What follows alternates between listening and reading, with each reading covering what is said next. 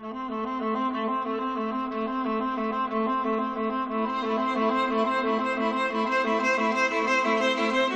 are billions of people on the planet and many different personality types.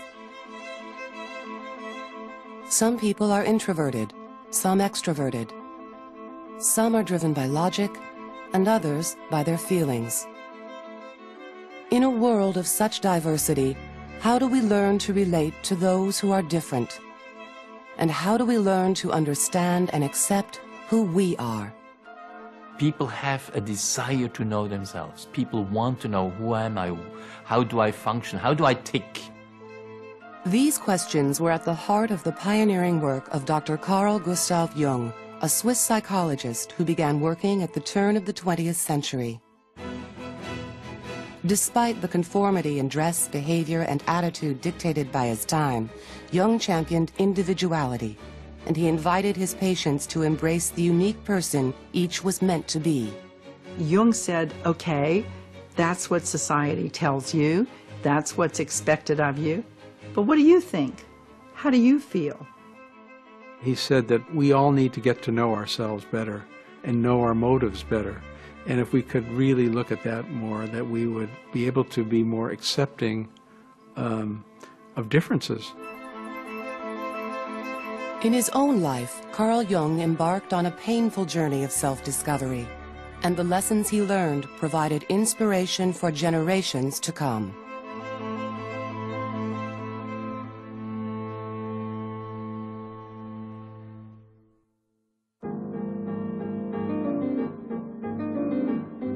In 1909, at the age of only 34, Carl Jung had succeeded in creating the life he'd always imagined.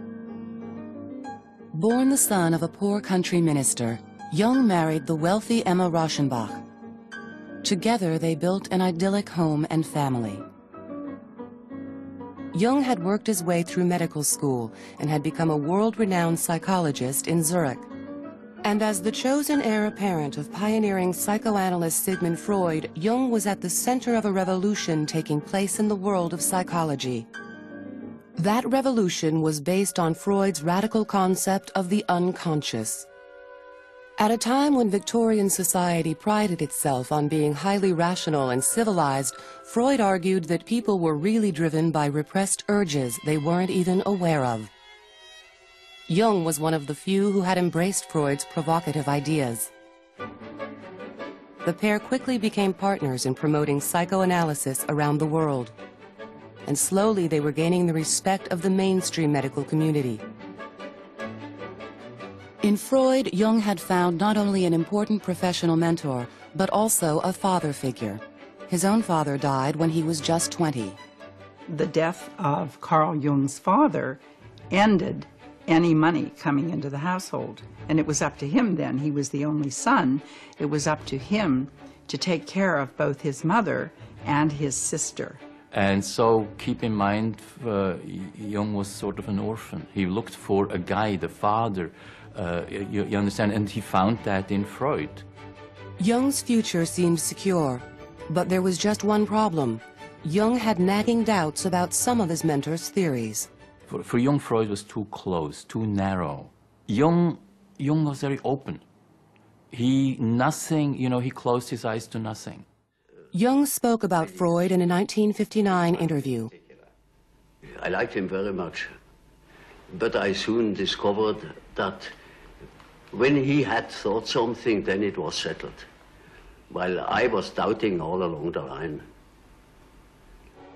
Freud's theories on the sex drive were particularly troubling to Jung. While Freud believed that sexual urges were the sole driving force behind human behavior, Jung believed that we are influenced by many other factors, like religious beliefs, the need for approval, and the drive for power. Freud said, in effect, no, it's sex or nothing. And Jung said, I can't accept this theory wholeheartedly. And this is really what caused the rupture between them. Things came to a head in 1913 when Jung published a book which directly contradicted Freud's theories. Unwilling to tolerate dissension in his ranks, Freud cut all ties to his former protege.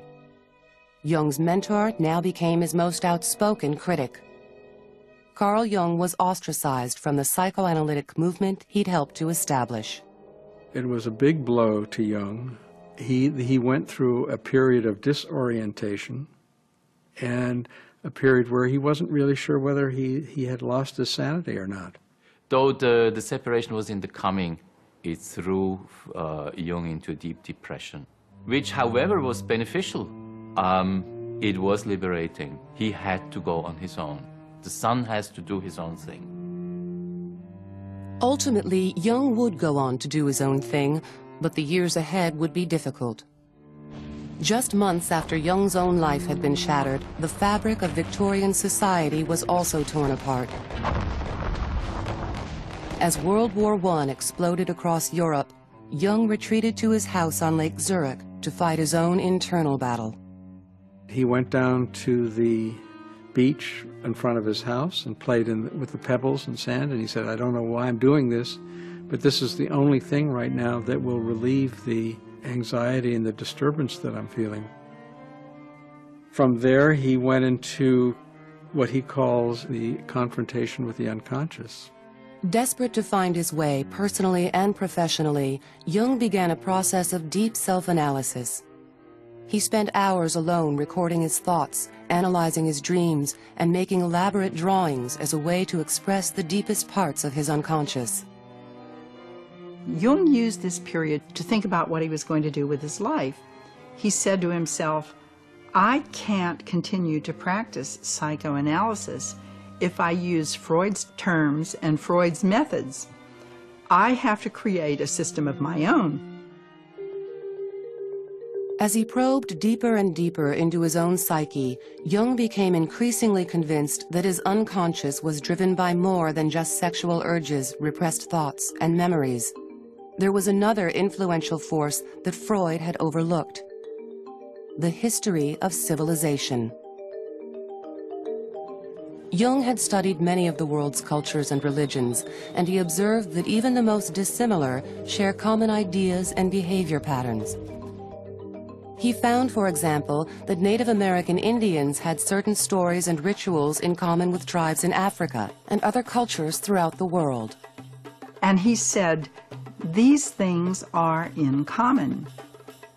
And these people don't know anything about each other. They have no way to communicate with each other.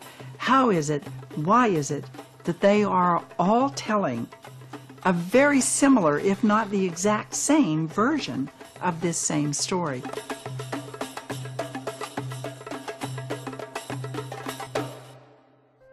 Jung concluded that the unconscious is influenced not only by our own experiences, but by the collective experiences of all people.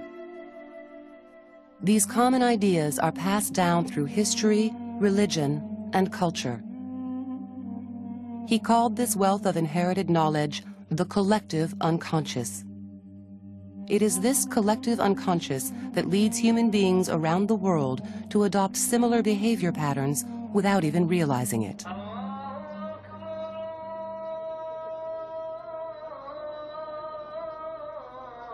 Every culture has certain classical, typical behavior modalities, like the hero. You can go from east to west, north to south. You can recognize a hero. You can recognize a soldier. You can recognize a healer. Or the father as the great good figure who dispenses all knowledge and all wisdom. An unforgiving, disapproving mother. These are universal behavior patterns. They just appear in different clothing at different times.